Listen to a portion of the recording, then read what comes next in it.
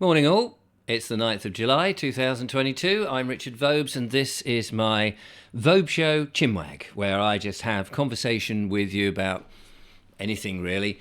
There's no set agenda on this, it's just a short little informal chin chat. That might not be a thing. So first of all, thanks very much for all the comments that have been coming in regarding this. As you know, I've been experimenting, trying out new ideas and trying to develop the channel.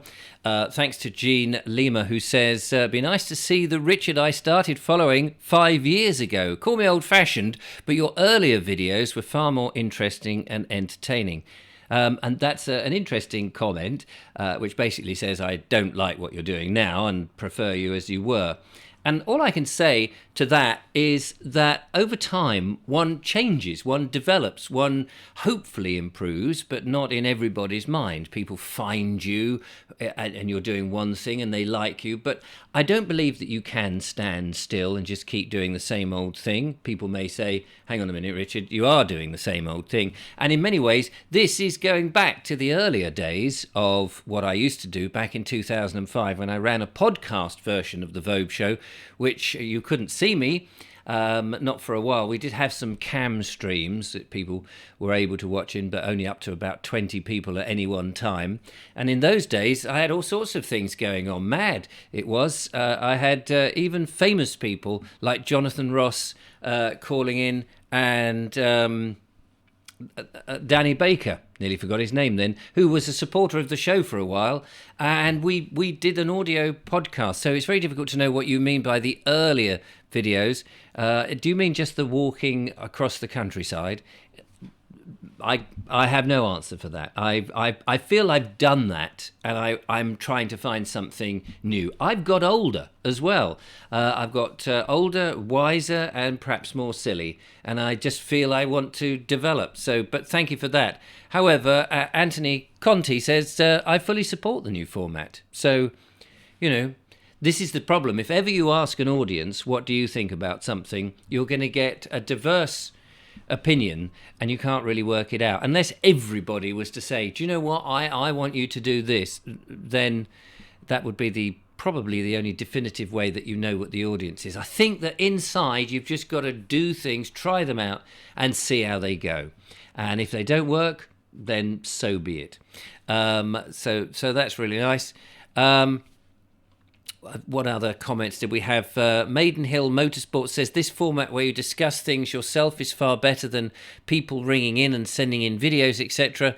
I want to see and hear from you. It flows much better. So thank you very much, Maidenhill, for that. So, you know, there's some pros and there's some disadvantages. But thank you very much for the feedback and do keep it coming. While I've got several channels, as you will be aware, and several outputs that I put, and trying to sort of keep on top of all the comments that come in. I do try to get back to all those on the Bald Explorer channel, because that's my sort of main flagship channel, if you like. And it's interesting to read a few of these out as and when they come. So there we are. Right. Other things I wanted to mention is that the lovely Julia and I have been chatting about things, and we would like to set up a very simple channel, another YouTube channel, which may be called something along the lines of the Bald and the Purple, which would just be about us. And I'm not asking people to subscribe to that or be part of that or whatever. You know, it'll just be about us. We'll shove it up if you like it, if you want to sort of find out that kind of thing. Who knows? It may be that it's much more interesting than the ones where I'm trying to be interesting. Sometimes I think I try too hard, and I think when one tries too hard, you sort of miss the magic kernel of entertainment in a way. So I don't know. Maybe I'm trying to do that. Now, somebody else said, and I forget where it is, why can't you put all your videos just on one channel so we don't have to keep going in search of them? And that is a very good point. And in many ways, I would love to do that. It would be easy because you could just set up the playlists and say, you know, here's my channel, Richard Vobe's channel. And if you want to see Richard and Julia, you just subscribe to this playlist. And if you want to see Bald Explorer, you subscribe to this playlist. And if you want the Vobe Show, etc., you do that. But have I got a hanky on me? Oh yeah, I have. Sorry, I've got a bit of hay fever. I think it is this beautiful, lovely, hot, warm weather. I've got a wild garden. I call it a wild garden. It's a garden that I barely attend to, but it is wild, and there's all sorts of wildlife in it. But I think there's a lot of pollen that's coming out of there, which I don't normally suffer, but maybe as I've got older, that I'm a bit more susceptible to the pollen. Anyway, it's on these very hot days, it does sort of make my nose run in the morning. So excuse me whilst I... There we go. I'm human, and I haven't cut these things out. And I quite like doing a show in which you just show all the foibles of anything, and you don't cut them out, and you just reveal yourself. And if you're able to carry it off, which I don't know that I'm able to carry it off. Perhaps people want to carry me off. That might be a bit more appealing to people. Anyway, from what I understand is you can't subscribe to a playlist, which is a thing. And many other people say, I don't want to see all this other stuff in the feed. I just want the channel to do what it says on the tin. And so on that note, it seems to penalise a channel if you do too many different things. I think, and I don't know, I think it's down to the algorithm that says, look, this is a channel about such and such. And then it tries to offer that to people who like that type of thing. And if your channel has so many different strands in it, it doesn't know where to offer it, or it'll offer it up and then people go, oh, but I thought this was a channel about motor mechanics and it turns out it's actually about dentistry. That's assuming that there's somebody out there who is a professional dentist but also does a bit of motor mechanics on the side and puts them all in the same channel. You know what I'm trying to say. So that was that. So anyway, I'll let you know when the Bald and the Purple is actually launched or not. I think I'll be seeing Julia today, and we may well be doing a bit of filming. I'm going to try just filming on lower grade equipment like phones and things, and I want something, as I say, that isn't too mind taxing. I've noticed that there's a number of YouTube channels that just bung out content which is very easy, barely edited, and they seem to do incredibly well. So there's obviously a market for that, but I still want to work and do as best effort I can on the Bald Explorer. Obviously, not very much effort has gone into this show, as you can tell. I was watching, I don't know if you watch or ever seen History Debunked. It's a YouTube channel by Simon Webb, and he's a very curious character, very English chap actually, which is why I am drawn to him. And he pointed out in a recent video, sorry, I'm squishing my nose because it's very itchy now, blooming irritating, isn't it? So I do apologise for all of this crap that is coming out of my nostrils, but luckily it goes into a tissue so you don't have to see it. Yes, History Debunked, fascinating. Sometimes, I mean, I can agree and disagree with certain things like anybody, but it doesn't mean that I don't have any lesser opinion of this gentleman. A fascinating channel because he pointed out the other day in one of his videos how now that Boris Johnson has gone from the government, and I don't want to get heavily into politics on this, but the thing that he pointed out which made me think twice is, yes, actually, quite a large number of those in the runnings for the next Prime Minister are not what you and I would perhaps, well, maybe not you, but certainly what I would call totally invested as British. And I think we only have to, you only have to look at them or hear their names and look into a bit of their heritage. I mean, a lot of them have come from overseas. And I'm not saying that's a bad thing, and they've done well, and I'm not saying that's not a bad thing. But a number of them, I mean, they're all rich. I suppose by getting into that situation, they all seem to be very rich. And some of them have houses in different countries, almost as if things go tits up in this country, they could just leave. Which makes me think, are you totally invested in this country, or...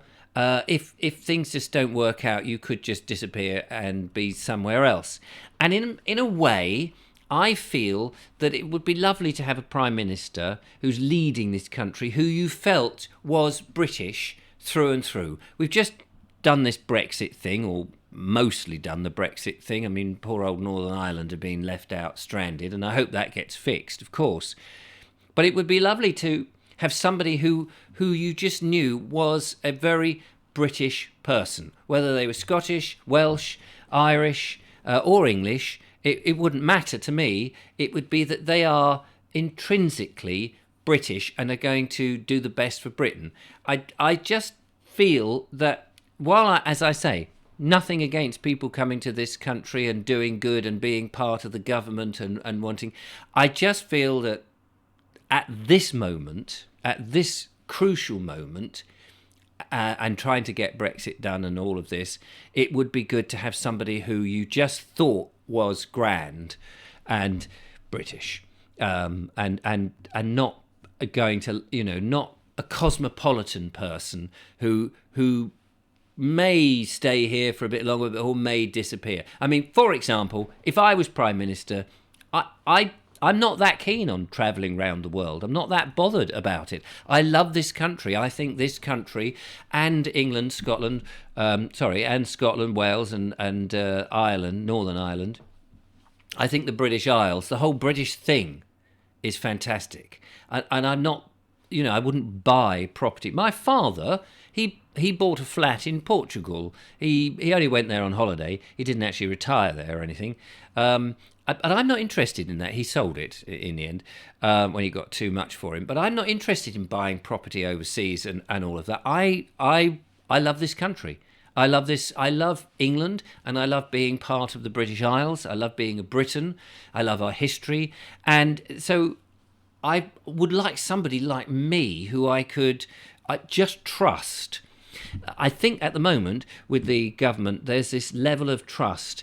And I desperately want somebody, please, can we have somebody who is a Prime Minister who we know they're going to lie because they're a politician, and politicians lie, and sometimes they have to lie. I get that.